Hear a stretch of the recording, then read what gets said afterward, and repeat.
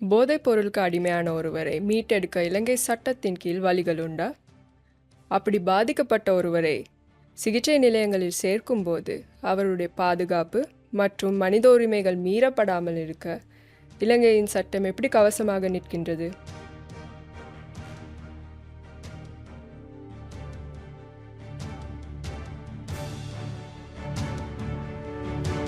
எல்லோருக்கும் வணக்கம். என் பெயர் ஐஸ்வர்யா ரவீந்திரன். உங்களை நோய நீதி பாட்காஸ்டுக்கு அன்புடன் வரவேற்கிறேன். இலங்கையில் உள்ள சட்டங்களை மிக எளிமையாக எடுத்து சொல்லும் பாட்காஸ்ட் தான் இது. இன்றைய எபிசோடில் 2007 ஆண்டு 54 இலக்க ஔடதங்களில் தங்கியுள்ள ஆட்கள் சிகிச்சை அளித்தலும் புனர்வாழ்வளித்தலும் சட்டம், இதை பற்றி தான் பார்க்க போகின்றோம். இந்த சட்டம் வழங்கும் சலுகைகள் மற்றும் பாதுகாப்புகள் என்னென்னு எங்களுக்கு விரிவாக எடுத்து சொல்ல எங்களுடன் இணைந்திருக்கிறார் சட்டத்தரணி திரு ஜூட் தினேஷ் அவர்கள். Welcome to the podcast. இன்று நாங்கள் 2007 ஆண்டு 54 இலக்க அபாயகரமான ஔடதங்கள் இருந்து தங்கி வாழ்வோருக்கான பாதுகாப்பு மற்றும் சிகிச்சை அளித்தல் புனர்வாழ்வளித்தல் சட்டத்தினுடைய ஏற்பாடுகள் தொடர்பாக ஆராய இருக்கிறோம்.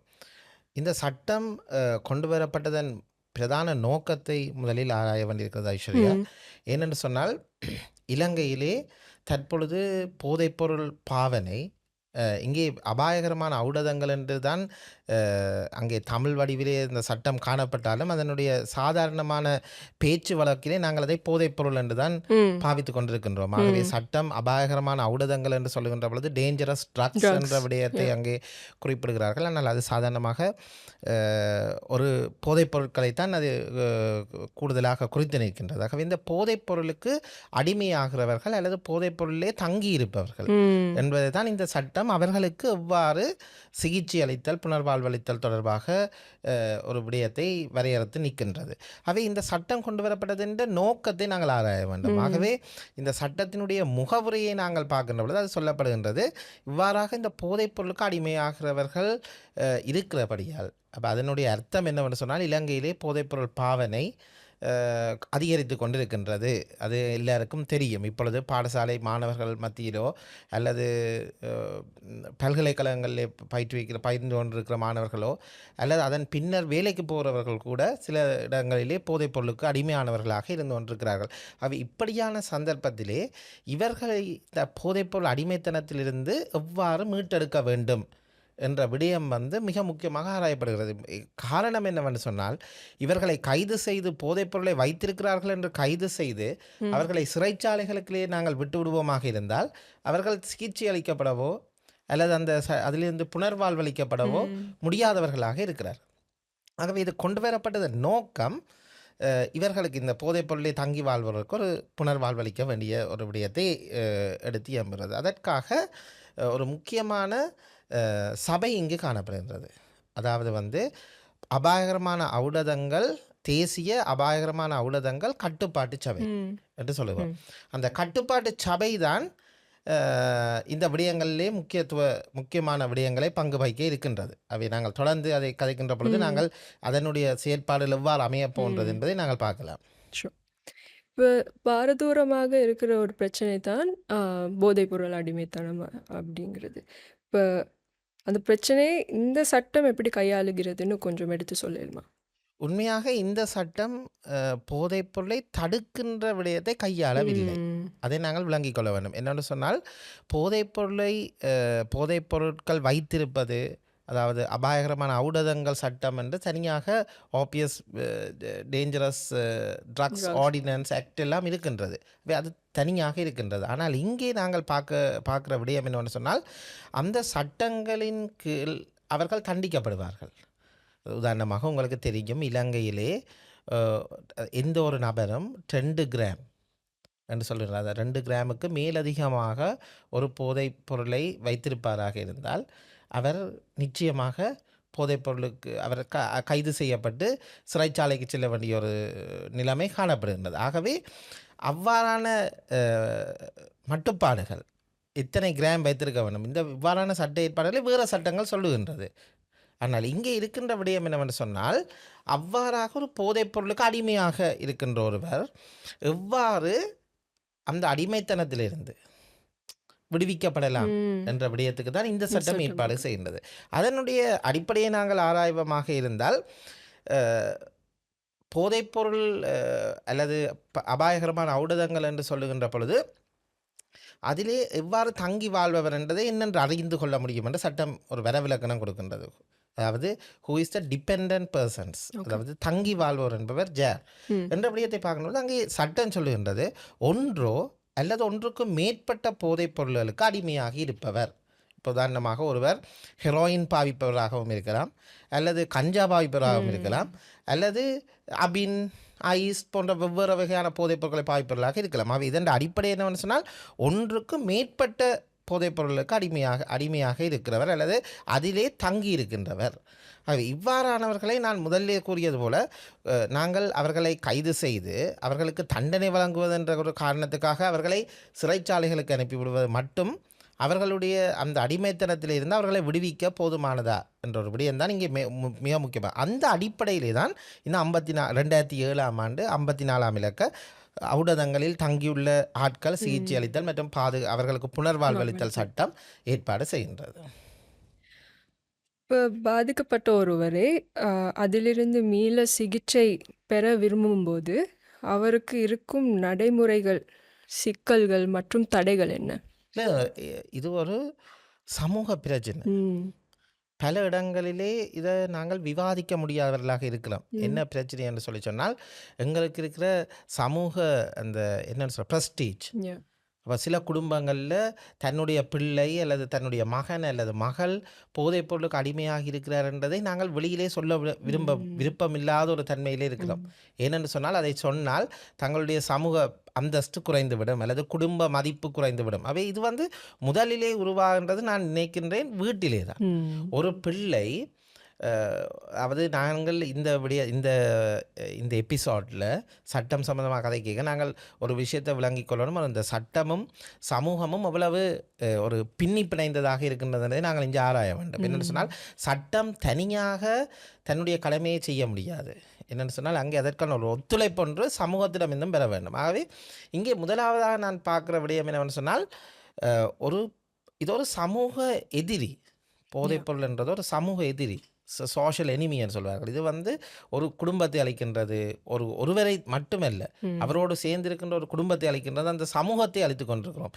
இதை எவ்வாறு தடுத்து நிறுத்துவது என்பதுதான் இங்கே இருக்கிற பிரச்சனை. ஆகவே இவர்களை முதல்ல வீட்டிலே இருக்கின்ற குடும்ப அங்கத்தவர்கள் கொண்டு வந்து சிகிச்சை நிலையங்களுக்கு விட வேண்டும்.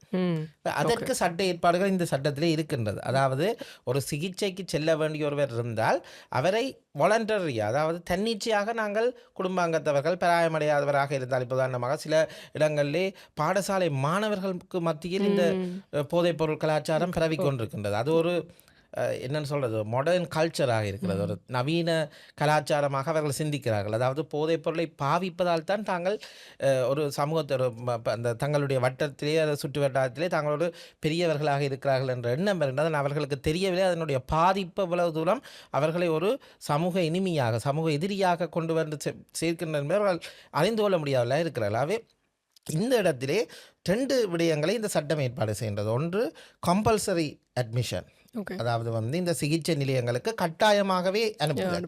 இன்னொரு விடயம் இருக்கின்றது அவர்கள் வாலண்டரி அட்மிஷன், அதாவது தன்னிச்சையாக தாங்களாகவே மனமு செல்லுதல். இதற்கு நிச்சயமாக முதலிலே குடும்பம் ஒத்துழைக்க வேண்டும்.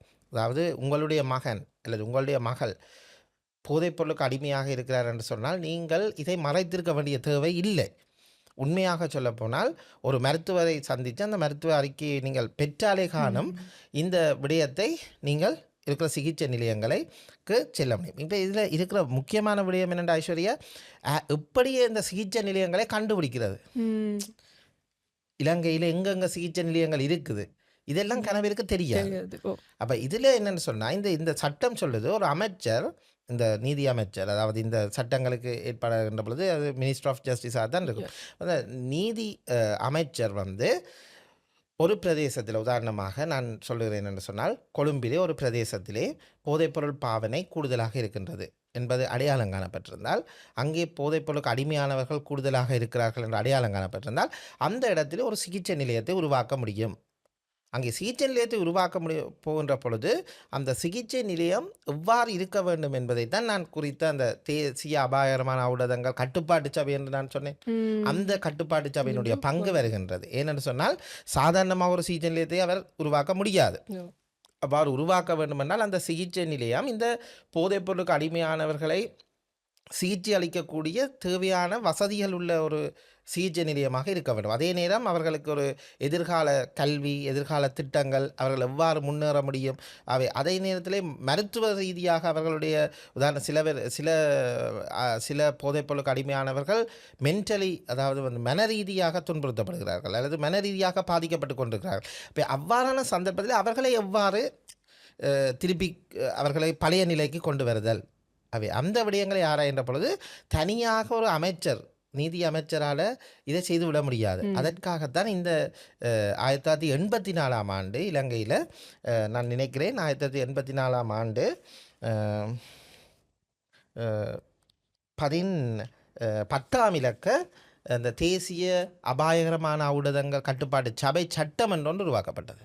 இப்போ நாங்கள் இன்றைக்கு கதைச்சு கொண்டிருக்கிற இந்த சட்டத்துக்கு இன்னொரு சட்டம் ஒன்று ஏற்கனவே இலங்கையில் 84ஆம் ஆண்டே கொண்டு வரப்பட்டிருக்கிறது. அப்போ எங்களுக்கு விளங்க வேண்டும், இந்த போதைப்பொருள் பாவனை என்பது உடனடியாக சமூகத்தில் ஊடுருவிய ஒரு விடயம் அல்ல. அது இப்போ 84ஆம் ஆண்டே தேசிய அபாயகரமான ஊடகங்களை கட்டுப்படுத்துகிற சபை என்று சொல்லி ஒன்று உருவாக்கப்பட்டிருக்குதுன்னு சொன்னால் 84ஆம் ஆண்டிலிருந்தே இதற்குரிய நடவடிக்கையை நம்முடைய அரசாங்கங்கள் மேற்கொண்டு வருகின்றது. ஆகவே இந்த அடிப்படையில் 2 முறையிலே சிகிச்சை நிலையங்களை உருவாக்கலாம். உதாரணமாக அமைச்சரும் சிகிச்சை நிலையங்களை உருவாக்கலாம். அதே நேரம் சில உதாரணமாக நல் நோக்குடைய நான் கவர்மெண்டல் ஆர்கனைசேஷன்ஸ் அல்லது நான் கவர்மெண்டல் ஆர்கனைசேஷன் சொல்லும் பொழுது அரசு சார்பற்ற நிறுவனங்கள் என்று இல்லாமல் சில சேரிட்டபிள் ஆர்கனைசேஷன்ஸ், அவர்கள் கூட இவர்களுக்கு ஒரு தாங்கள் இப்படியான போதைப் பொருளுக்கு தங்கி வாழ்வோர், அடிமையானவர்களை ஒரு திருத்துவதற்காக, சிகிச்சை அளிப்பதற்காக ஒரு நிறுவனம், அவர்களும் இந்த தேசிய அபாயகரமான ஊடகங்கள் கட்டுப்பாட்டு சபையிடம் விண்ணப்பிக்க வேண்டும். ஆகவே மினிஸ்டர் நேரடியாக உருவாக்கலாம், அது அவருக்கு சட்டத்தால் கொடுக்கப்பட்ட அதிகாரம். ஆனால் தனிப்பட்டவர்கள் அல்லது தனிநபர்கள் அல்லது ஒரு குழுமம் அல்லது அவர்கள் மினிஸ்டரிடம் போகாமல் நேரடியாக தேசிய அபாயகரமான ஊடகங்கள் கட்டுப்பாட்டு சபையிடம் கேட்டு நாங்கள் ஒரு பிரதேசத்திலே ஒரு சிகிச்சை நிலையத்தை அமைக்க இருக்கிறோம் என்று சொல்லி அவர்களும் அமைத்துக் கொள்ளலாம். அவை இங்கே இருக்கிற விடயம் என்னவென்று சொன்னால், இந்த சிகிச்சை நிலையங்களுக்கு யார் செல்ல முடியும்? அப்போ யார் செல்ல முடியும் என்று சொன்னால், உண்மையிலேயே போதைப்பொருளுக்கு அடிமையானவர்களை நேரடியாக அவர்கள் கொண்டு போய் சேர்க்க முடியும். இல்லை என்று சொன்னால், நீங்கள் இப்போ சொன்னது போல ஒரு பிரதேசத்திலே போலீஸார் தேடுதல் நடவடிக்கை மேற்கொள்ளப்பட்டு அங்கே கைது செய்யப்படுகிறார்கள். அங்கே கைது செய்யப்படுகின்ற பொழுது நாங்கள் ஒரு 5 பேரை பார்க்கின்ற பொழுது அவர்கள் பயங்கரமான போதைப்பொருள் அடிமையானவர்கள் அல்லது தங்கி வாழ்வோர் என்று சொன்னால் அவர்களை உடனடியாக அவர்கள் நீதிமன்றத்துக்கு கொண்டு வருவார்கள். அதாவது அவர்களை கைது செய்து நீதிமன்றத்துக்கு கொண்டு வருவார். நீதிமன்றம் என்ன செய்யும்? அவர்களுக்கு கட்டுக்காவல் கட்டளையை வழங்கும். நீங்கள் அவர்கள் போதைப் பொருளை வைத்திருந்தாலே குற்றம் இலங்கையில். இதை சொல்கிறது ஸ்ட்ரிக்ட் லயபிலிட்டி ஆஃபென்ஸ் என்று. அதாவது ஸ்ட்ரிக்ட் லயபிலிட்டி ஆஃபென்ஸ் என்று சொன்னால், அதாவது நீங்கள் உங்களுக்கு குற்ற எண்ணம் இருக்கின்றதா இல்லையான்றதையும் பார்க்க போகிறது இல்லை.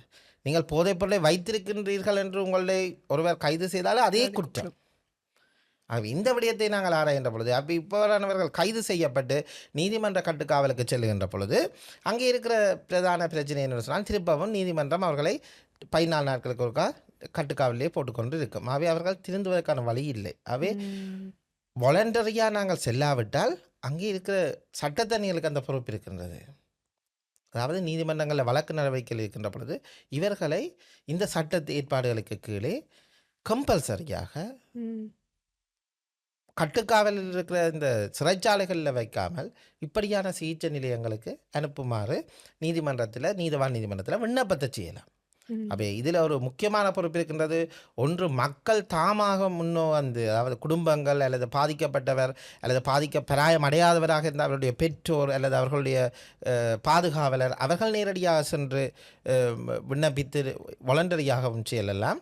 அல்லது அவர்கள் இவ்வாறாக நாங்கள் இங்கே கூறியது போல நீதிமன்றத்தினூடாக கட்டளையை பெற்று கம்பல்சரி டிடென்ஷன், அதாவது வந்து சிகிச்சை நிலையங்களுக்கு கட்டாயப்படுத்துவதன் மூலம், அதாவது இவர் சிகிச்சை நிலையங்களுக்கு அனுமதி பத்திரம் மற்றும் வழங்குவதிலும் அவற்றை மேற்பார்வை செய்வதிலும் இப்போ நீங்கள் சொன்ன மாதிரி தேசிய அபாயகர ஊடகங்கள் கட்டுப்பாட்டு சபை, அதாவது national dangerous drugs control board board எவ்வாறான பங்களிப்பை செய்கிறது? மிக முக்கியமாக அவர்களுடைய சிபார்சு இல்லாமல் ம் தேசிய அதான் நான் சொன்னேன் 2 விதத்தில் சிகிச்சை நிலையங்கள் உருவாக்கலாம். ஒன்று வந்து அமைச்சர் வந்து நேரடியாக சிகிச்சை நிலையங்களை உருவாக்க முடியும் ஒரு பிரதேசத்தில். மற்றது தனிப்பட்டவர்கள் தாங்களும் ஒரு சிகிச்சை நிலையங்களை உருவாக்க முடியும். இந்த 2 சந்தர்ப்பங்கள்லேயும் இந்த தேசிய அபாயகரமான ஊடகங்கள் கட்டுப்பாட்டு சபை தான் பிரதான பங்கை வகிக்கின்றது. அந்த கட்டுப்பாட்டு சபை என்ன செய்யணுன்றது லைசன்ஸ் வழங்குகின்ற பொழுது அவர்கள் பார்க்க வேண்டும். அங்கே சட்டம் சொல்லியிருக்கிறது 2வது 3வது பிரிவுகளில் ஏற்பாடுகளை சொல்லியிருக்கிறது. அதாவது இவர்கள் சரியான முறையில் அதை சிகிச்சை அளிப்பதற்கான வழிவகைகளை கொண்டு வந்திருக்கிறார்களா அந்த விடயங்களை அவர்கள் அவதானிப்பார்கள். அதையெல்லாம் அவதானித்ததன் பின்னர் அங்கே ஒரு மதிப்பீட்டு குழு ஒன்று உருவாக்கப்படும். அதாவது வந்து அவர்களை சொல்கிறது மதிப்பீட்டு குழு என்று தான் சொல்லுவார்கள். அது 10 பேர் அடங்கிய மதிப்பீட்டு குழுவாக இருக்கும். அந்த மதிப்பீட்டு குழு வந்து இவர்களை இந்த தங்கி வாழ்வோர் அல்லது அனுமதிக்கப்பட்டவர்கள் எவ்வாறு அவர்களுடைய ப்ரோக்ரஸ் ரிப்போர்ட்னு சொல்வார்கள், எவ்வாறு அவர்கள் திருந்தி சிகிச்சை பெற்று கொண்டிருக்கிறார்கள், உண்மையாகவே அவர்கள் என்னென்ன இந்த போதைப்பொருள் அடிமையிலிருந்து விடுவிக்கப்பட்டு கொண்டிருக்கிறார்களா அல்லது இன்னும் அதிகமாக அதனால் பாதிக்கப்பட்டு கொண்டிருக்கிறார்களா. அப்போ இதை ஆராய்வதற்காக ஒரு 10 பேர் கொண்ட மதிப்பீட்டு குழு ஒன்று இருக்கின்றது. இந்த மதிப்பீட்டு குழுவிலேயும் மிக முக்கியமாக இந்த தேசிய அபாயகரமான ஊடகங்கள் கட்டுப்பாட்டு சபையினுடைய 3 உறுப்பினர்கள் இருப்பார்கள். அவர்கள் தான் 3 உறுப்பினர்களை நியமிப்பார்கள். மற்ற உறுப்பினர்களை தான் அமைச்சர் நியமிப்பார். ஆகவே இவர்கள் காலத்துக்கு காலம் அவர்களுடைய ப்ராக்ரஸ் ரிப்போர்ட், பீரியாடிக்கல் ரிப்போர்ட்னு சொல்வார்கள். அதாவது காலத்துக்கு காலம் அவர்களுடைய அறிக்கையை இந்த தேசிய அபாயகரமான ஊடகங்கள் கட்டுப்பாட்டு சபையிடம் வழங்க வேண்டும். அவர்கள் அதை மீள பரிசோதனை செய்வார்கள். அதாவது இந்த சிகிச்சை நிலையத்துக்கு வேறு என்ன தேவைப்பாடுகள் இருக்கின்றது, முன்னேற்றகரமான விடயங்களை கொண்டு வர. உதாரணமாக இந்த சிகிச்சை நிலையங்களுக்கு விசிட்டர் ஸ்பெஷல் கெஸ்ட் என்று சொல்லுவார்கள். அவர்களை கூட நியமிக்கலாம். அதாவது ஒரு அமைச்சர் நீதியமைச்சர் விரும்பினால் தேசிய அபாயகர ஊடகங்கள் கட்டுப்பாட்டு சபையினுடைய அனுமதியுடன் அந்த ஸ்பெஷல் கெஸ்ட்டையும் அவர்கள் கொடுக்கலாம். யார் இந்த ஸ்பெஷல் கெஸ்ட்? உதாரணமாக ஒரு மெடிக்கல், அதாவது சைக்காட்ரிக்காக இருக்கிற ஒருவராக இருக்கலாம். அதாவது வந்து உளவியல் ரீதியான ஒரு நிபுணர் அல்லது மருத்துவ ரீதியான ஒரு நிபுணர் அல்லது சட்டம் சார்ந்து அவர்களை வெளியில் கொண்டு வருவதற்கான யாராவது ஒரு சட்டத்தணியல் சம்பந்தமானவர்கள். அப்போ இப்படியானவர்களை அவர்கள் ஒரு ஸ்பெஷல் கெஸ்ட்டாக அனுமதிக்கிறேன். அவர்களுக்கும் ஒரு பொறுப்பு இருக்குது. காலத்துக்கு காலம் அவர்களும் பீரியாடிக்கல் ரிப்போர்ட்ஸ் எல்லாத்தையும் வந்து தேசிய அபாயகரமான ஊடகங்கள் கட்டுப்பாட்டு சபையிடம் வழங்க வேண்டும். அப்போ இதில் இப்போ உங்களுக்கு விளங்கும் தேசிய அபாயகரமான ஊடகங்கள் கட்டுப்பாட்டு சபை எவ்வளவு ஒரு முக்கிய பங்கை வகிக்கின்றது என்று. என்னென்னு சொன்னால் அவர்கள்தான் இதை இந்த போதைப் பொருளுக்கு கண்ட்ரோல், அதை கட்டுப்படுத்துகின்ற தன்மையை கொண்டிருக்கிறார்கள். ஆகவே அவர்கள் என்ன செய்வார்கள், இவற்றை ஆராய்ந்து இவற்றுக்கு மேலதிகமாக இந்த சிகிச்சை நிலையங்களுக்கு வேறு ஏதாவது தேவைப்பாடுகள் இருக்கின்றனவா என்பதை அவதானித்து அதன் மூலம் அவர்கள் அவற்றையும் அமைச்சருக்கு பாரப்படுத்துவார்கள். ஆகவே அமைச்சர் அந்த விடயங்களை கருத்தில் கொண்டு எவ்வாறு இதை அடுத்த நகர்வுக்கு, அதாவது இந்த சிகிச்சை நிலையங்களை கொண்டு செல்லலாம் என்று அதை செய்வார்கள் நினைக்கிறேன். ஐஸ்வர்யா, அதில் ஒரு விடயத்தையும் சொல்லலாம். என்னென்னு சொன்னால், இதில் வந்து அனுமதி அளிக்கிறதை தான் நாங்கள் இங்கே மக்களுக்கு தெளிவுபடுத்த வேண்டும். முக்கியமாக சிகிச்சை நிலையங்களுக்கு உள்ளே நடக்கின்ற பிரச்சனைகளுக்கு இந்த தேசிய ஊடகங்கள் அபாயகரமான ஊடகங்கள் கட்டுப்பாட்டு சபை பொறுப்பாகும். அது சம்பந்தமான ஏற்பாடுகள் இருக்கின்றது. உதாரணமாக சில சிகிச்சை நிலையங்களிலே போதைப் பொருட்கள் விநியோகிக்கின்ற சந்தர்ப்பங்களும் இருக்கின்றது. ஆகவே ஏற்கனவே போதைப் பொருளுக்கு அடிமையான ஒருவரை கொண்டு வந்து போதைப் பொருள் விநியோகிக்கின்ற ஒரு சிகிச்சை நிலையத்துக்கு நாங்கள் அனுமதித்தால் நீங்கள் நெச்சு பார்க்க முடியுமா? அவர் சிகிச்சை அளிக்கப்படுவாரா அல்லது புனர்வாழ்வு அளிக்கப்படுவாரா அல்லது மீண்டும் ஒரு பாரிய போதைப்பொருள் குற்றவாளியாக அல்லது போதைப்பொருள் பாவனையாளராக சமூகத்திலிருந்து ஒதுக்கப்பட்டவராக இருக்க போகிறாரா? அப்போ இந்த 2 விடயங்கள் இருக்காது, பிறகு வருவோம். ஆனால் நான் இங்கே மக்களுக்கு தெளிவுபடுத்த வேண்டிய முக்கியம் என்னென்னு சொன்னால், அனுமதிக்கிறதுக்கு நீங்கள் முன்வர வேண்டும். முதலாவதாக வந்து நீங்களாக கொண்டு வந்து சேர்க்க வேண்டும். இல்லை என்று சொன்னால் அவர்கள் கைது செய்யப்படுகின்ற பொழுது அந்த சட்டத்தை நிகழ்வுடாக நீங்கள் இந்த சட்டத்தின் கீழ் விண்ணப்பத்தை செய்யுமாறு நீதிமன்றத்தில் கோர வேண்டும். அப்போ இது 2 தான் மக்களுக்கு இருக்கிற மிக முக்கியமான பொறுப்பு. இப்போ சிகிச்சை நிலையங்கள் பற்றி பார்ப்போம். அங்கே உள்ள ஊழியர்கள் பொறுப்புடனும் மனிதாபிமானத்துடனும் தான் நடக்கிறார்கள் என்று இந்த சட்டம் எப்படி கண்காணிக்கிறது? அங்கே உள்ளவர்கள் பாதுகாப்புடன் இருக்கிறார்கள் என்று எப்படி உத்தரவாதம் தருகிறது இந்த சட்டம்? நல்ல விஷயம் ஐஸ்வர்யா. இதுதான் நான் முதல்லேயும் உங்களோட கதைச்சிருந்தேன். என்னென்னு சொல்லி சொன்னால், இந்த சட்டத்தில் இருக்கிற மிக முக்கியமான பொறுப்பே இந்த ஸ்டாஃப்ஸ் ஏர்ன்றது. இப்போ சிகிச்சை நிலையம் ஒன்றை உருவாக்குறது என்று சொன்னால் சாதாரணமாக ஒரு சிகிச்சை நிலையத்தை உருவாக்கி போட்டு போவதில்லை. சட்டம் சொல்லுகின்றது, ஆகவே நாங்கள் ஒரு சிகிச்சை நிலையத்தை உருவாக்குவோம், அதன் மூலம் ஏதோ என்னவோ நடக்கட்டும். ஒரு இப்போ இதில் தேவைப்பாடு என்ன? இவர்களுக்கு புனர்வாழ்வளிக்கிறது என்ன? ரீஹபிலிட்டேஷன் என்ன? அதன் மீனிங் அவர்கள் மீண்டும் சமூகத்தோடு இணைய வேண்டும். இதில் இருக்கிற முக்கியமான பிரச்சனை, இந்த போதைப்பொருள் பாவனையாளர்கள் சமூகத்திலிருந்து விலகி இருக்கிறார்கள். முதலாவது விடயம், அவர்கள் சமூக எதிரிகளாக இருக்கிறார்கள். என்னென்னு சொன்னால், இப்போ ஒருவர் போதைப்பொருள் பாவனையாளராக இருந்தால் இன்னொரு குடும்பத்துடைய மகனை அவரோடு சேர விட மாட்டினோம். ஏன்னா அந்த பிள்ளையும் போதைப்பொருளுக்கு அடிமையானவராக மாறிடுவார். அப்போ தெரிகின்ற பொழுது இப்படியான விடயங்கள், அப்போ இது ஒரு சமூக எதிரியாகத்தான் அவர் கணிக்கப்படுவார். இப்போ போதைப்பொருள் விற்பனையாளர்களையே மக்கள் எவ்வாறு நோக்குகிறார்கள்? அவர்களை சமூக விரோதிகளாக யோசிக்கிறார்கள். ஆகவே இப்படியான சந்தர்ப்பத்திலே நாங்கள் முக்கியமாக பார்க்க வேண்டும், இந்த சிகிச்சை நிலையங்களுக்கு வருகின்ற நியமிக்கப்படுகின்ற உத்தியோகத்தர்கள், ஸ்டாஃப், அதைத்தான் இந்த தேசிய ஊடகங்கள் அபாயகரமான ஊடகங்கள் கட்டுப்பாட்டு சபையினுடைய பிரதான பொறுப்பு. இந்த சட்டத்துக்கு என்னென்னு சொன்னால், எடுக்கிற ஸ்டாஃப்ஸே கொண்டு வந்து போதைப்பொருளை விநியோகிப்பவர்களாக இருக்க முடியாது. அதே போல் போதைப்பொருளை விநியோகிக்கிற அவர்கள் வெளியேறுகிறார்கள், தப்பியோடுகிறார்கள் என்று சொல்லி அவர்களுக்கு எவ்வாறான பலத்தை பிரயோகிக்க வேண்டும் என்பதற்கும் இந்த சட்டத்திலே இன்டர்பிரிட்டேஷன் சொல்லுகின்றது, பொருள்கோடல் சொல்லுகின்றது. அவர் நியாயமான பலம், அவர்களை கொலை செய்கிற அளவுக்கான பலம் இல்லை. இப்போ அவர் தப்பியோடுகின்றார் என்று சொல்வதற்காக அவர் தப்பியோடுவதை தடுப்பதற்குரிய பலத்தை மட்டும்தான் பிரயோகிக்கணும். அவரை சுடுவதற்கான பலத்தை பிரயோகிக்க முடியாது, அல்லது அவரை கொலை செய்வதற்கான பலத்தை பிரயோகிக்க முடியாது. ஆகவே அதே நேரம் அந்த போதைப் பொருளுக்கு அடிமையானவர் இவர்களை கொலை செய்கிற அளவுக்கு எத்தனிக்கிற சந்தர்ப்பங்களும் இருக்கின்றது. சிகிச்சை நிலையங்களுக்கு வருகின்ற பொழுது போதைப்பொருள் அடிமையானவரை கட்டி வைக்க வேண்டிய, அதாவது அவர் சில வெளியில் பாய்வதற்காக நிற்பார். இப்போ அவர்களை தடுத்து நிறுத்தி அவர்களுக்கு உள ரீதியான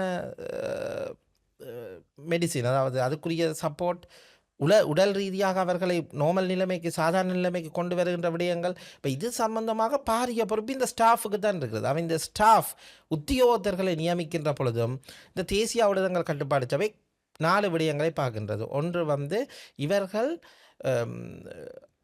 அதற்குரிய குவாலிஃபிகேஷன்ஸ், தொழில் தகைமைகள் உடையவர்களாக இருக்கிறார்களா இந்த ஸ்டாஃப்ஸ்? உதாரணமாக ஒரு ஏ லெவல் படித்தவரை கொண்டு வந்து இப்படியான போதைப்பொருள் அடிமையானவர்களுக்கு ஒரு உத்தியோகத்தராக வைத்து அவர்களை கண்ட்ரோல் பண்ண வைக்க முடியாது. ஆகவே குறித்த இந்த போதைப்பொருள் சம்பந்தமாக அல்லது இந்த இப்படியான சோஷியல் சயின்சஸ், அதாவது சமூக விஞ்ஞான சம்பந்தமான பாடங்களில் டிகிரிஸ் உள்ளவர்கள், அப்படியானவர்கள், சட்டத்தரணிகள், சட்டம் சம்பந்தமாக அவர்களுக்கு விழிப்புணர்வை ஏற்படுத்தக்கூடியவர்கள், மெடிக்கல் ஆஃபீஸர்ஸ், குறிப்பாக இந்த சட்டம் இன்னொரு விடயத்தையும் ஏற்பாடு செய்தது, மெடிக்கல் ஆஃபீஸரையே அப்பாயின்ட் பண்ணலாம். இந்த தேசிய பயங்கரமான ஊடகங்கள் கட்டுப்பாட்டு சபை இன்னொரு மெடிக்கல் ஆஃபீஸரை அப்பாயின்ட் பண்ணலாம், ஸ்பெஷல் மெடிக்கல் ஆஃபீஸர். அவர் இவர்களுக்கு முழுதாக சிகிச்சை அளிப்பதற்காக இந்த சிகிச்சை நிலையங்களிலே தங்கியிருந்து தன்னுடைய பணிபுரிவதற்கான ஏற்பாடை செய்கிறது. அப்படியான சந்தர்ப்பங்களிலே டைரக்டர் ஆஃப் ஹெல்த், அதாவது சுகாதார பணிப்பாளர் அவர்களுக்கு எந்த விதமான தடங்களுமின்றி அவர்களை இப்படியான சிகிச்சை நிலையங்களில் விடுவிக்க வேண்டும் என்று சொல்லியும் சட்டம் ஏற்பாடு செய்கின்றது. ஆகவே அதன் அடிப்படை என்னவென்று சொன்னால், இவர்களை புனர்வாழ்வளிப்பதற்கான அனைத்து நடவடிக்கைகளையும் அரசாங்கம் செய்ய வேண்டும் என்ற விடயம் இங்கே இருக்கின்றது. ஸ்டாஃப் என்று சொல்கிறார்கள், இந்த ஸ்டாஃப் எப்படி இருக்க வேண்டும் என்பதற்கும் இந்த தேசிய ஊடகங்கள் கட்டுப்பாட்டு சபை தான், அபாயகரமான ஊடகங்கள் கட்டுப்பாட்டு சபை தான் அவர்களை சரியான ஸ்டாஃபை நியமிக்கிறது சம்பந்தமாக பார்க்கும்போது, இதனால் தான் பிரிவு 12 நினைக்கிறேன் மினிஸ்டர் மூடலாம், சிகிச்சை நிலையத்தை மூடலாம். ஏனென்று சொல்லி சொன்னால், சரியான உத்தியோகத்தர்கள் இல்லை, சரியான சிகிச்சை அளிக்கக்கூடிய வசதிகள் இல்லை, அல்லது அங்கே மீளவும் போதைப்பொருள் பாவனை ஒன்று விநியோகிப்பதாக ஒரு தகவல் அறிந்தால், அப்படி பல விடயங்கள் அங்கே சட்டம் சொல்கிறது. இப்படியான சந்தர்ப்பங்களில் மினிஸ்டர் ஒரு விதமான கட்டுப்பாடும் இல்லாமல் தேசிய ஊடகங்கள் கட்டுப்பாட்டு சபை ஒரு சிபார்சு வழங்கினால் அந்த மினிஸ்டர் உடனடியாக கெசட் நோட்டிஃபிகேஷன் மூலம் அந்த சிகிச்சை நிலையத்தை மூடிவிடலாம். ஆகவே இந்த சட்டம் முக்கியமாக இந்த சிகிச்சை நிலையங்கள் போதைப்பொருளுக்கு அடிமையானவர்களையும் தங்கியிருப்பவர்களையும் ஒரு நல்ல முறையிலே சிகிச்சை அளிக்க வேண்டும் என்ற ஒரு தேவைப்பாடுக்காக உருவாக்கப்பட்டிருக்கிறபடியால் அதற்குரிய நடவடிக்கைகள் இல்லாமல் இருக்கின்ற பொழுது அந்த சிகிச்சை நிலையங்கள் மூடப்படவும் முடியும். ஓகே. ஒருவர் தானாக முன் வந்து நீங்க சொன்னீங்க அது chances are very low. But தானாக முன் வந்து சிகிச்சை பெற விரும்பினால், அவர் எவ்வாறான நடைமுறைகள் பின்பற்ற வேண்டும்? உதாரணமாக இந்த சிகிச்சை நிலையங்கள் இருக்கின்றது. ம். பல இடங்களில் ம். இருக்கின்றது இலங்கையிலே. இப்ப நீங்கள் இப்பொழுது கூகுள் பண்ணினா எல்லாம் எங்கெங்க சிகிச்சை நிலையங்கள் இருக்குன்னு ம். வரும்போது ம். ஒருத்தரும் செய்ய தேவையில்லை. நீங்கள் விண்ணப்பிக்க வேண்டும். அது ஒரு நல்ல விஷயம். 100க்கு 99% நடக்காது ஐஸ்வர்யா. ஏன்? போதைப்பொருளுக்கு அடிமையானவர் தான் மீளப் போறேன், என்ன கொண்டே சிகிச்சை நிலையத்துக்கு விடுங்கோன்னு சொல்லி வர்றது ம். ஒரு சரியான அ மிகவும் என்னன்னு சொல்றது? குறிப்பிட எதிர்பார்க்காத முடியாத அளவா தான் இருக்குது நினைக்கிறேன். ம். என்னை பொறுத்தவரை. ஆனால் அவர் அப்படியோ வருகுவாராக இருந்தால் அவர் என்ன செய்ய வேண்டும்? இந்த இப்படியான சிகிச்சை நிலையத்துக்கு அனுப்ப வேண்டும். இப்பொழுது இவரை அந்த மதிப்பீட்டு குழு என்று நான் உங்களுக்கு சொன்னேன். 10 பேர் அடங்கிய மதிப்பீட்டு குழு ஒன்று இருக்கின்றது. எங்கே? இந்த இந்த ட்ரக்ஸ் சிகிச்சை கண்ட்ரோல் ஓ! நிலையங்கள்ல. அங்க இருக்கிற அந்த மதிப்பீட்டு குழு என்ன செய்யும் என்று சொல்லி சொன்னால், இவர்களை மதிப்பீடு செய்யும். இவர் எந்த வகையான போதைப் பொருள்ல தங்கி வாழ்பவராக இருக்கிறார், அல்லது போதைப் பொருளுக்கு அடிமையானவராக இருக்கிறார் ம். என்ற விடயத்தை அந்த மதிப்பீட்டு குழு ஆராயும். அதை ஆராய்ந்து இப்ப சில வேளைகளிலே நாங்கள் பார்த்தால், எத்தனையோ காலமாக அவர் விண்ணப்பித்திருப்பார். ஆனால் அங்கே அவர்களை அனுமதித்திருக்க மாட்டார்கள். ம். காரணம் என்னவென்று சொன்னால், ஏற்கனவே சிகிச்சை நிலையங்களில் கூடுதலான நபர்கள் இருக்கலாம். சில நேரங்களில் இவருடைய போதைப் பொருளில் தங்கி வாழ்கிற தன்மை குறைவாக இருக்கலாம். குறைவாக இருக்கலாம் என்று சொன்னால், இப்பொழுது நான் சொல்கிறேன், சிலர் தொடர்ச்சியாக போதைப்பொருள் பாவனையாளராக இருப்பார்கள். ஒரு சிலர் ஒரு குறிப்பிட்ட காலப்பகுதிகளின் போது போதைப்பொருள் பாவனையாளர்களாக இருப்பார்கள். Not a habitual hmm. Drugs consumer occasional. இல்லை, இது ஒகேஷனலாக பாவிப்பவர். இப்போ இதற்கு வித்தியாசம் இருக்கின்றது. ம். இப்போ ஒகேஷனலாக பாவிப்பவர் சில வேளைகளில் இப்படியா முன் வரலாம். ம். சில வேளை அவர் யோசிக்கலாம், இதை என்ன அழிச்சு கொண்டு போகுது, அவை நான் இதிலேருந்து விடுபடணும் என்று சொல்லி வரலாம். ஆனால் அந்த ஹேபிச்சுவலான ஒரு அதாவது வந்து சாதாரணமாகவே போதைப் பொருளுக்கு அடிமையாகி கொண்டிருக்கிறவருக்கு அது முடியாது. அவரை என்ன செய்யலாம் என்று சொல்லி சொன்னால், அவரை நாங்கள் கம்பல்சரியாகத்தான் கொண்டு வர முடியும். வாலண்டரியாக விண்ணப்பித்தால் அந்த மதிப்பீட்டு குழு அவர்களை கூப்பிடும். எப்படி கூப்பிடும் என்று சொன்னால், இவர்களுடைய தன்மையை பார்த்து அங்கே இருக்கின்ற இந்த இடவசதிகள் மற்றும் அவர்களுக்கு சிகிச்சை அளிக்கக்கூடிய முறைமைகளை கருத்தில் கொண்டு அவர்களை கூப்பிடும். நான் உண்மையாக சொல்லப்போனால் ஐஸ்வர்யா, நான் அண்மையில் கூடி ஒரு போதைப்பொருளுக்கு அடிமையான ஒருவருக்கு இப்படியான விண்ணப்பத்தை செய்த ஒரு தாயை சந்திக்கக்கூடியதாக இருந்தது. 6 மாதமாக இன்னும் கூப்பிட இல்லை சிகிச்சை நிலையங்களுக்கு. ஆகவே அவர் இப்பொழுது அரெஸ்ட் பண்ணப்பட்டுட்டார். அப்போ அரெஸ்ட் பண்ணப்பட்டபடியாக இப்போ நாங்கள் கம்பல்சரியாக அந்த விண்ணப்பத்தை செய்திருக்கிறோம். நீதவான் நீதிமன்றத்தின் முன்னிலையில் இவருக்கு வந்து ஒரு சிகிச்சை நிலையத்துக்கு அனுப்ப சொல்லி, ஒரு 17 வயது நிரம்பிய 18 வயது நிரம்பிய ஒருவர். ஆனால் இவ்வளவு நாளும் சிறுவனாக இருந்தபடியால் அடிக்கடி போதைப் பொருளோடு பிடிவர் என்ற பொழுது அவர்களை ஒரு அவர்கள் தண்டனை புரியாமல் விடப்பட்டு விட்டார் நீதிமன்றங்கள்லேருந்து. இந்த முறை அவர் உண்மையாகவே உள்ளுக்கு இருந்து இப்போ உள்ளுக்கு இருக்கிறார், அதாவது சிறைச்சாலையில் இருக்கிறார். அப்போ நான் இதை என்னதுக்கு சொல்கிறேன்னு சொன்னால், சில நேரங்களில் வாலண்டரியாக நாங்கள் அப்ளிகேஷன்ஸ் கொடுத்தா அங்கே வந்து வர்றதுக்கான சான்ஸும் குறைவாக இருக்கிறது. ஒருவர் தானாக முன் வந்து சிகிச்சை சேர்வதற்கும் போலீஸ் அல்லது நீதவான்கள் ஊடாக கட்டாயமாக சேர்க்கப்படுவதிலும் இடையிலுள்ள சட்ட ரீதியான வித்தியாசங்கள் என்ன? ஒரு வித்தியாசமும் சட்ட ரீதியாக இல்லைன்னு சொல்லணும். ஓகே.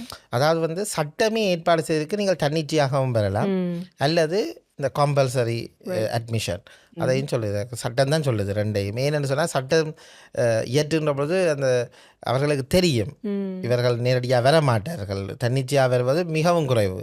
அவை அப்படி வருவார்களாக இருந்தால் வராத சந்தர்ப்பத்திலே கம்பல்சரி அட்மிஷன் வந்து இன்றியமையாதது. அப்போ அதற்காக நாங்கள் என்ன செய்கிறோம்னு சொல்லிச்சோன்னா, சட்டமே ஏற்பாடு செய்கின்றது. இந்த சட்டமே, அதாவது நீங்கள் ஒன்றில் போலீஸில் முறைப்பாடு. இப்போ உதாரணமாக ஒருவர் போதைப் பொருளுடன் கைது செய்யப்பட்டு விட்டார்.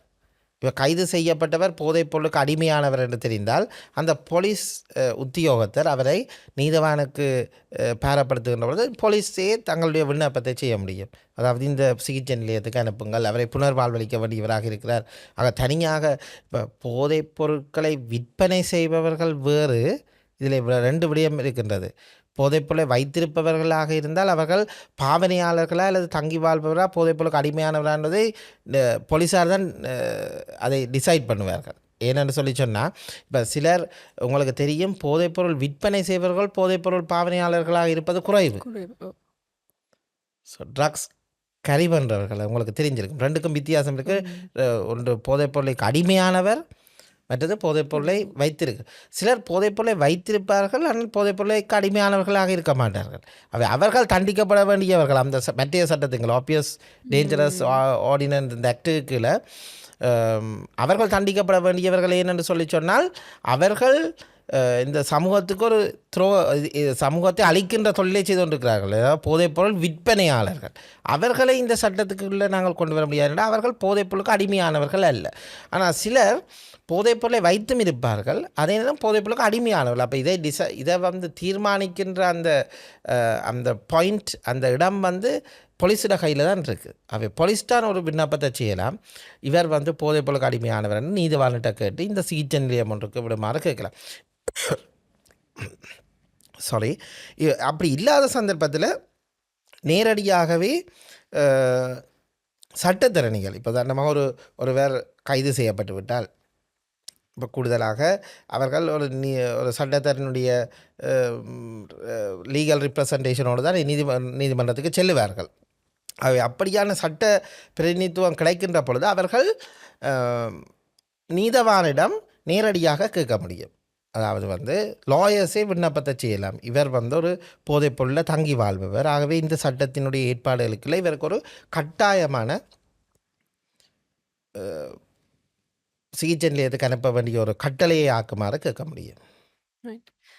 இப்படி சிகிச்சை பெறும் ஒருவருடைய உரிமைகள் மற்றும் அவரது தனிப்பட்ட விபரங்களை இரகசியமாக பாதுகாக்கப்படும் என்று இந்த சட்டம் எப்படி உத்தரவாதம் தருகிறது? எந்த ஒரு சந்தர்ப்பம் பிரிவு செக்ஷன் 16 தான் இது தொடர்பான ஏற்பாடுகளை செய்கிறது. இந்த சட்டத்தினுடைய பிரிவு 16 அது என்ன சொல்லுதுன்னு சொல்லி சொன்னால், இவர்கள் சம்பந்தமான அதாவது இந்த ஒரு சிகிச்சை நிலையத்தில் ஜார் சிகிச்சை பெறுகிறார்கள், ஜார் புனர்வாழ்வளிக்கப்படுகிறார்கள். இந்த விடயங்களை எந்த ஒரு காரணம் கொண்டும் பகிரங்கப்படுத்த முடியாது. உதாரணமாக அங்கே குற்றங்கள் நடைபெற்றால் கூட அதை அவர்கள் அந்த குற்றங்களுக்கு ஏற்றவாறு நீதிமன்றத்தில் வழக்குகள் தாக்கல் செய்யப்பட முடியுமே ஒழிய அங்கே நடக்கப்பட்ட விடயங்கள் தொடர்பில் வெளிப்படுத்த முடியாது. அவர் அந்த விடயங்களை அதாவது இது ஒருவருடைய ப்ரைவசி, ரைட் டு ப்ரைவசி என்று சொல்லுவோம். அதாவது ஒரு தனிநபருடைய தனிப்பட்ட சுதந்திரம், அதாவது ரைட் டு ப்ரைவசின்னு தான் அதை சொல்கிறார்கள். ஸோ அந்த ரைட் டு ப்ரைவசி என்று சொல்கின்ற பொழுது அதை மீறுகிற செயலாக இருக்கும். அதாவது நாங்கள் அவர்களுடைய கருத்துக்களை வெளியிலே கொடுக்கின்றது. ஆகவே இவ்வாறாக ஏதாவது ஒரு விடயங்களை ஏதாவது ஒரு உத்தியோகத்தை செய்வாராக இருந்தால் அவர் அந்த பதவியிலிருந்து நீக்கப்படுவார். அவ்வாறு செய்ய முடியாது. ஆகவே பிரிவு 16 சொல்லுகின்றது அப்படி வெளியிட முடியாது. நீதிமன்ற கட்டளையை பெற்றால் மட்டும்தான், அதாவது நீதவான் ஏதாவது சந்தர்ப்பத்திலே அந்த கட்டளையை ஒரு தேவை ஏற்படுகின்ற பொழுது அந்த விவரங்களை தருமாறு நீதிமன்றம் கேட்கலாம்.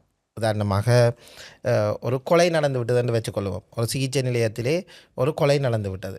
அப்போ இந்த கொலை நடைபெற்ற பொழுது சந்தேக நபர்களை கைது செய்தல் அது சம்பந்தமான விடயங்கள் நடைபெறுகின்ற பொழுது போலீஸார் சொல்லுவார்கள், எங்களுக்கு இந்த விவரங்கள் எடுப்பது தேவையாக இருக்கின்றது.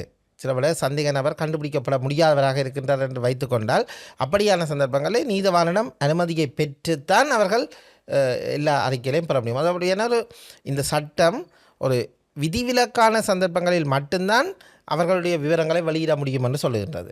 மற்ற சந்தர்ப்பங்களிலே அவர்களுடைய விவரங்களை வெளியிட முடியாது.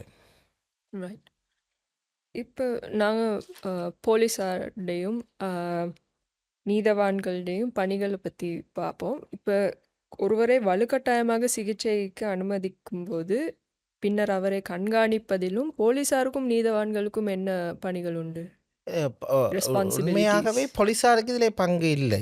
ஓகே. அதாவது போலீஸார் கைது செய்து நீதிமன்றத்தினுடைய பொறுப்பிலே அவரை கொண்டு வந்து சேர்த்ததன் பின்னர் போலீஸார் இங்கே இவர்களோடு தொடர்புகளை பேண முடியாது. ஏனென்று சொன்னால் நான் சொன்ன இந்த சிகிச்சை நிலையங்கள் எல்லாம் தேசிய அபாயகரமான விடுதங்கள் கட்டுப்பாட்டு சபையினுடைய Responsible. அவர்களுடைய கட்டுப்பாட்டில் தான் இருக்க போகுது. அதான் அந்த கட்டுப்பாடு சபை கண்ட்ரோல் என்ற பண்ணுறது, அந்த கண்ட்ரோல் பண்ணுற இடம் வந்து அவர்கள்ட்ட தான் இருக்குது. அவே போலீஸார் வந்து எந்த ஒரு சந்தர்ப்பத்திலையும் அதை செய்து கொள்ள முடியாது. ஆனால்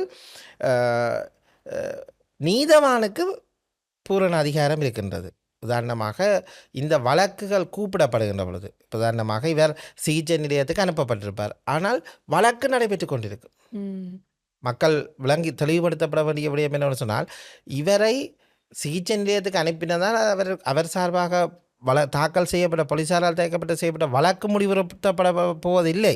வழக்கு நடைபெற்று கொண்டிருக்கின்ற பொழுதே இவருக்கு சிகிச்சையும் புனர்வாழ்வும் அளிக்கப்பட்டு கொண்டிருக்கும்.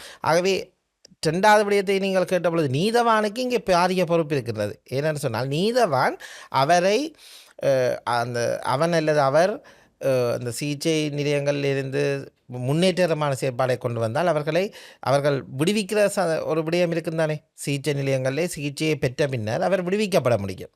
அவை விடுவிக்கப்படுவதற்கு முன்னர் இந்த வழக்கு நடவடிக்கையிலிருந்து அவர் உண்மையாகவே சிகிச்சை பெற்று விட்டாரா, அவர் உண்மையாகவே புனர்வாழ்வளிக்கப்பட்டிருக்கிறாரா, அவரால் மீண்டும் அந்த சமூகத்தில் இணைந்து ஒரு சாதாரண மனித வாழ்க்கையை கொண்டு நடத்தப்பட முடியுமா, இது எல்லாத்தையும் ஆராயப்படும். ஆராய்ந்த பின்னர் தான் நீதவான் அவர்களை விடுவிக்கும் கட்டளையை வழங்குவார். ஆகவே சிகிச்சை நிலையத்திலிருந்து விடுவிப்பதற்கும் தனியான ஏற்பாடுகள் இந்த சட்டத்தில் இருக்கிறது.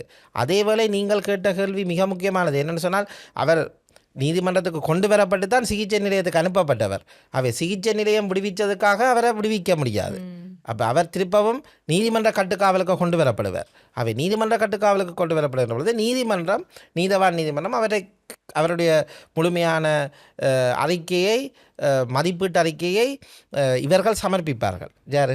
இந்த சிகிச்சை நிலையத்தில் இருந்த மதிப்பீட்டாளர்கள் என்று நான் சொன்ன 10 பேர் கொண்ட குழுக்கள், அவர்கள் வந்து இந்த சிகிச்சை நிலையத்தை சமர்ப்பிப்பார்கள். அங்கே இருக்கிற சிகிச்சை நிலையங்களில் இருக்கிற ஸ்டாஃப்ஸ் அவர்களுடைய இவர் எவ்வாறு புனர்வாழ்வளிக்கப்பட்டிருக்கிறார் அல்லது இவ்வாறு சிகிச்சை பெற்றிருக்கிறார் என்ற விடயத்தை சமர்ப்பிக்கின்ற பொழுது அதில் திருப்தி உறுகின்ற பொழுது நீதவான் அவருடைய வழக்கை முடிவுறுத்தி அவரை வெளியிலே விட முடிவதற்கான முழுமையான அதிகாரம், இங்கே தத்துணிவான அதிகாரம் நீதிமன்றத்திடம் தான் இருக்கின்றது. அவை போலீஸார் இங்கே அதன் பின்னர் எந்த விதமான செயற்பாடுகளிலும் பெரிதாக ஈடுபடுவது இல்லை. இப்போ இந்த சட்டத்தை அமல்படுத்துவதில் இருக்கும் எதுவும் சவால்கள் எதுவும் இருக்கிறதா? அதுதான் நான் மிக முக்கியமாக உங்களிடம் சொல்ல இருக்கிறேன். 2 விடயங்கள் இருக்கிறது. ஒன்று வந்து இந்த சிகிச்சை நிலையங்கள் எங்கு இருக்கின்றன என்று மக்கள் தெளிவற்றவர்களாக இருக்கிறார்கள். 2வது விடயம், இப்படியானவர்களுக்கு சிகிச்சை அளிப்பதற்கும் புனர்வாழ்வளிப்பதற்கும் இப்படி ஒரு சட்டம் இருக்கின்றதா என்ற தெளிவுபடுத்தல் இல்லாமல் மக்கள் இருக்கிறார்கள். அப்போ 2 விடயத்தை பார்க்கணும். ஒன்று, இப்படியான சட்டங்கள் இருக்கின்றது என்பது மக்களுக்கு இந்த உங்களுடைய பாட்காஸ்ட் மூலமாக இப்படியான விடயங்கள் தெளிவுபடுத்தப்படுகின்றது. அது ஒரு நல்ல ஒரு விடயம்.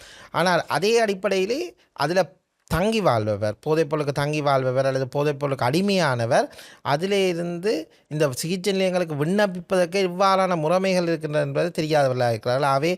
அவற்றை வந்து நீங்கள் நேரடியாகவே விண்ணப்பிக்க முடியும் என்பதை மக்களுக்கு தெளிவுபடுத்த வேண்டும். நீங்கள் விண்ணப்பிக்க இயலாத போது நீங்கள் உங்களுக்கு அருகிலுள்ள போலீஸ் நிலையத்துக்கு முறைப்பாடு செய்யலாம். போலீஸ் நிலையத்தில் இருக்கிற பொறுப்பதிகாரி இவர் உண்மையாகவே போதைப்பொருளுக்கு அடிமையானவர் என்று அடையாளம் கண்டால் அவரை மருத்துவ அறிக்கைக்கு சமர்ப்பித்து அந்த மருத்துவ அறிக்கையோட நீதிவான் நீதிமன்றத்துக்கு சமர்ப்பித்தால் இந்த சட்டத்தின் கீழே நாங்கள் நீதிவான் நீதிமன்றத்தில் ஒரு அப்ளிகேஷன் விண்ணப்பத்தை செய்ய முடியும். இவரை இந்த பாதிக்கப்பட்டவரை அல்லது போதைப்பொருளில் தங்கி வாழ்பவரை சிகிச்சை நிலையத்துக்கு அல்லது புனர்வாழ்வு நிலையத்துக்கு அனுப்புமாறு செய்ய வேண்டும். மக்கள் தெளிவுபட வேண்டிய விடயம் இந்த 2 தான். ஒன்று, சட்டம் இருக்கின்றது, சட்டத்தின் ஏற்பாடுகளை நாங்கள் எவ்வாறு பிரயோகிக்க வேண்டும். இந்த 2 விடயங்களை மக்கள் தெளிவாக இருந்தார்கள் என்று சொன்னால், ஒன்று, நீங்கள் நேரடியாக விண்ணப்பிக்கலாம் அல்லது போலீஸ் அதிகாரிகளூடாக விண்ணப்பிக்கலாம். சட்டம் அதற்கு பூரண அதிகாரத்தை கொடுத்துக்கிறது. இந்த 2 விடயங்களூடாகவும் நீங்கள் மக்களுக்கு ஒரு தெளிவுபடுத்தலை நாங்கள் செய்யலாம்னு யோசிக்கிறோம். போதைப் பொருளே இல்லாத ஒரு சமுதாயத்தை உருவாக்க இலங்கை சட்ட கட்டமைப்பில் என்னென்ன முன்னேற்றங்கள் மற்றும் மாற்றங்கள் இருக்கணும்னு நீங்கள் நினைக்கிறீங்க? இப்பொழுது போதைப்பொருள் இல்லாத கலாச்சாரம் அல்லது போதைப்பொருள் இல்லாத சமூகம் என்ற ஒரு விழிப்புணர்வு ஏற்பட்டிருக்கின்றது. அதை இப்போ இந்த ஆட்சிக்கு வந்த அரசாங்கமும் அந்த ஒரு கொள்கை கோஷத்தோடு தான் அவர்கள் வந்தார்கள். ஆனால் இந்த போதைப்பொருளை முற்றுமுழுதாக இல்லாமல் செய்வதற்கான அந்த விடயம் வெற்றி அளித்திருக்கின்றதான்னு சொன்னால் இன்னும் வெற்றி அளித்திருக்கவில்லை என்று தான் சொல்ல வேண்டும். ஏனென்று சொன்னால் மேலும் மேலும் போதைப்பொருளுக்கு அடிமையானவர்களும் பாதிக்கப்பட்டவர்களும் சமூகத்திலே அடையாளம் காணப்பட்டு கொண்டிருக்கிறார்கள். அதே வேளைகளில் போதைப்பொருள் பாவனையும் விற்பனையும் இலங்கையிலே கூடிக்கொண்டு தான் இருக்கின்றது. அவை இதை குறைக்கக்கான நடவடிக்கைகள் மேற்கொள்ளப்பட்டிருக்கின்றன. அதை நாங்கள் வரவேற்க வேண்டும். அதற்காக லா என்ஃபோர்ஸ்மெண்ட் அத்தாரிட்டிஸ், அதாவது சட்டத்தை அமலாக்குகின்ற பிரிவினர், போலீஸாராக இருந்தாலும் சமாதான உத்தியோகத்தர்களாக இருந்தாலும் அவர்களும் அதற்குரிய நடவடிக்கைகளை செய்து கொண்டிருக்கின்றார்கள். ஆனால் இதை இந்த போதைப் பொருளை ஒழிக்க வேண்டும் என்ற விடயம் நாங்கள் ஆராய வேண்டுமாக இருந்தால் அதை அப்படியான ஒரு விடயம்னா அது எங்கள் ஒவ்வொருவருடைய தனிப்பட்ட இதயங்களிலும் அது பதியப்பட வேண்டும். அதாவது இது ஒரு தனி நபர் சார்ந்த பிரச்சனை முதலில். அதன் பின்னர் தான் அது குடும்பம், சமூகம் என்று அது பரவி கொண்டிருக்கிறது. ஆகவே ஒவ்வொருத்தரும் இந்த போதைப்பொருளினுடைய போதைப்பொருளுடைய அதனுடைய தீங்குகள், அதனால் ஏற்படுகின்ற பாதிப்புகளை நாங்கள் உணர்ந்தவர்களாக எங்களை சமூகத்தை நாங்கள் வழிப்படுத்த வேண்டும். பாடசாலை மட்டங்களில் சிறு வயதிலே இருந்தே இந்த போதைப்பொருள் ஒழிப்புக்கான அவேர்னஸ், அதாவது அதை நாங்கள் மேற்கொள்ள வேண்டும். அதாவது போதைப்பொருளை இல்லாத ஒரு சமூகத்தை உருவாக்க வேண்டும் என்று சொன்னால் அது குழந்தைகளிலிருந்து விதைக்கப்பட வேண்டும். குழந்தைகளுடைய மனதிலே அவற்றை நாங்கள் விதைக்க வேண்டும். அவை விதைக்கின்ற பொழுது தான் அவர்கள் ஒரு வயது வந்தவர்களாக வருகின்ற பொழுது இந்த போதைப்பொருளினுடைய விடயத்தை எதிர்க்கக்கூடிய ஒரு சமூகம் ஒன்று எதிர்காலத்தில் உருவாகும். ஆகவே தற்போது இருக்கின்ற சமூகத்திலே பாவனையாளர்களை, போதைப்பொருளுக்கு அடிமையானவர்களை நாங்கள் குறைக்க வேண்டும் என்று சொன்னால் எப்படியான சிகிச்சை நிலையங்களும் புனர்வாழ்வு நிலையங்களும் அவசியம் என்ற அடிப்படையிலே தான் இந்த சட்டங்கள் உருவாக்கப்பட்டிருக்கின்றது. அவை இந்த சட்டத்திலும் சில விடயங்கள் உள்வாங்கப்படலாம் என்ற என்னுடைய தனிப்பட்ட கருத்து. அதாவது உள்ளே இருக்கிற பிரச்சனைகள், அவற்றை வெளிக்கொண்டு வர்ற விதங்கள், அது தொடர்பாக சில ஏற்பாடுகள் போதுமானதாக இல்லை. அதாவது கூடுதலான சட்டங்கள் இருந்தாலும், சட்ட ஏற்பாடுகள் இருந்தாலும் அந்த சரியான முறையிலேயே ஒருவர் திருந்தி வருவதற்கான விடயங்களை எவ்வாறு இந்த சட்டம் மேற்கொள்கின்றது என்பது தொடர்பான ஏற்பாடுகளை இந்த சட்டம் இன்னும் கொண்டு வரக்கூடிய வழிவகைகள் இருக்கிறது. உதாரணமாக அவர்களுக்கான சமூக பயிற்சி பட்டறைகள், அவர்களுக்கான தொழில் வாய்ப்புகளை உருவாக்குவதற்கான தன்மைகள், அப்படியான விடயங்களை இந்த சட்டத்திலே உருவாக்கலாம். அவர்கள் எதிர்காலத்தில் வெளியிலே வரும் பொழுது ஒரு தொழில் தெரிந்தவராக, அல்லது என்னென்னு சொன்னால் சிலர் 2-3 வருடங்கள் இருக்க வேண்டி வரும் சிகிச்சை நிலையங்கள். அவ்வாறு இருக்க வேண்டிய ஒருவர் 2-3 வருடங்களில் வருகின்ற பொழுது வேலையற்றவராக சமூகத்தில் இருப்பார். இப்போ அவர்களுக்கு இவ்வாறான தொழில் வாய்ப்புகளை நாங்கள் உருவாக்கி கொள்ள முடியும். அங்கே அவர்களுக்கு கல்வி கேட்கிற வசதிகளை செய்து கொடுக்க வேண்டும். உதாரணமாக வெளிநாடுகளிலே இப்படியான சிகிச்சை நிலையங்களிலே அவர்கள் டிகிரியே எடுக்க முடியும். படித்து பட்டம் பெறக்கூடிய வழிவகைகள் கூட செய்யப்பட்டிருக்கின்றது. அங்கே புத்தகங்கள் கொடுக்கப்படும், அங்கே ஒரு லைப்ரரி இருக்கும். இங்கே நிறைய விடயங்களை நாங்கள் இன்னும் மேம்படுத்தக்கூடிய சட்ட ஏற்பாடுகளை நாங்கள் இங்கே கொண்டு வரலாம் என்பது என்னுடைய தனிப்பட்ட கருத்து. Thank you so much. எங்களுக்கு அழகாக விரிவாக விளங்கப்படுத்தியதற்கு ரொம்ப நன்றி. நன்றி. தேங்க்யூ. மீண்டும் ஒரு எபிசோடில் உங்களை சந்திக்கும் வரை உங்களிடமிருந்து விடைபெறுவது நான் ஐஸ்வர்யா ரவீந்திரன். நன்றி, வணக்கம்.